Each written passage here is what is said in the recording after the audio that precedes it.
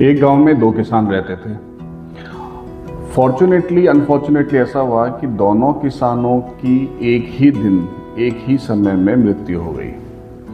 अब वो दोनों किसान, उनकी आत्माएं जब निकली और यमदूत उन आत्माओं को लेके यमराज के पास पहुंचे, तो यमराज ने दोनों को सामने खड़ा किया और उनसे बात की कि चलो अब आप आ गए हो ऊपर, तो दोनों जने ये बताओ कि आपके जीवन में क्या क्या कमी रह गई, तो इस बार हम उस कमी को पूरा करके आपको वापस से जन्म दे सकें।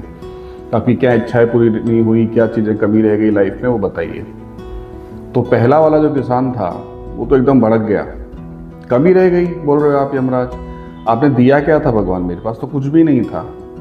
2 वक्त का खाना नहीं मिलता, कपड़े अच्छे मिलते नहीं, दूसरों को देखते तो हम दुखी होते रहते, सब इतने अच्छे अच्छे गाड़ियों में घूम रहे हैं, अच्छा ऐशो आराम कर रहे हैं और हमारे पास कुछ नहीं है, हम खाली हाथ घूम रहे हैं, ऐसा वैसा। तो उसने अपनी समस्याएं बतानी शुरू करी, एक के बाद एक, मेरे पास कुछ नहीं था, मैं ऐसा था वैसा था। यमराज सुनते रहे, फिर बोले कि अच्छा बताओ आपको क्या चाहिए, किस तरह का जन्म दें? मुझे ऐसा जन्म दो कि मुझे किसी को पैसा देना नहीं पड़े, मेरे पास बस पैसा आए और हमेशा मेरे पास ही रहे, मैं किसी को कुछ दूँ नहीं, मेरे पास पैसा इकट्ठा हो, लक्ष्मी मेरे पास रहे। भगवान ने कहा तथास्तु। अब दूसरे वाले से पूछा कि भाई तुमको क्या समस्या थी, तुम भी बता दो तो तुम्हारे को भी उसके साथ हम जन्म दे दें।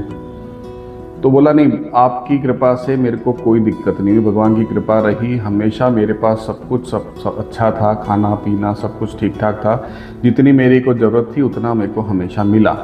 हाँ, पर एक चीज़ मुझे हमेशा सालती रही, एक कमी हमेशा सालती रही कि कोई मेरे पास अगर मांगने आता था, किसी भी तरह की मदद या किसी भी तरह की हेल्प लेने आता था, तो मैं कई बार उसको निराश लौटा देता था, क्योंकि मेरे पास देने को कुछ नहीं होता था। तो मेरी एक ही विनती है कि ऐसा ना हो कि अगले जन्म में मेरे घर से कोई भी खाली हाथ जाए। मेरा हाथ हमेशा देने वाला होना चाहिए, मुझे कभी किसी से मांगना ना पड़े, मैं हमेशा लोगों की मदद कर सकूं, ऐसा बनाना। और आपका साथ मेरे साथ हमेशा बना रहे, जैसे भगवान का साथ पिछले जन्म में बना रहा, वैसा अगले जन्म में भी मेरा साथ बना रहे। भगवान ने कहा तथास्तु। उसी दिन, उसी समय, उसी गांव में दोनों का जन्म हो गया।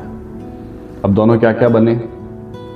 एक बना जो पहले कृप कर रहा था, अपनी प्रॉब्लम्स को लेके बहुत परेशान था और भगवान से कंप्लेंट्स कर रहा था, वो बना भिखारी, गांव का सबसे बड़ा भिखारी। उसके पास सिर्फ पैसा आता था, सब लोग उसको देख के चले जाते थे, वो भिखारी रहा, पूरी ज़िंदगी मांगता ही रहा और उसको पैसे मिलते रहे, उसके पास पैसा संग्रह होता रहा।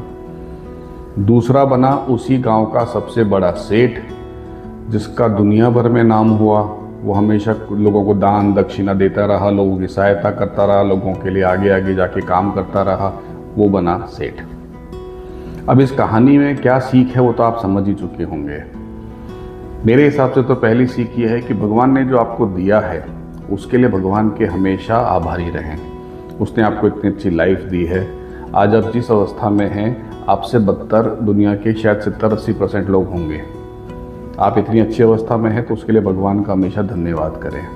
भगवान से हमेशा ये प्रार्थना करें कि आपकी गिनती, आपकी स्थिति हमेशा देने वालों में रहे, कभी आपको लेना ना पड़े, किसी से मांगना ना पड़े। आपको इस कहानी के बारे में कोई कमेंट करना हो तो मुझे व्हाट्सएप कर सकते हैं, नीचे कमेंट सेक्शन में लिख के बता सकते हैं। ये कहानी आपको कैसे लगी मुझे जानना बहुत ज़रूरी है, आप मुझे हमेशा बताइए। इसी तरह की कहानी सुनते रहने के लिए मेरे चैनल पर बने रहें।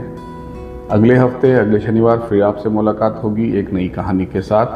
तब तक नमस्कार।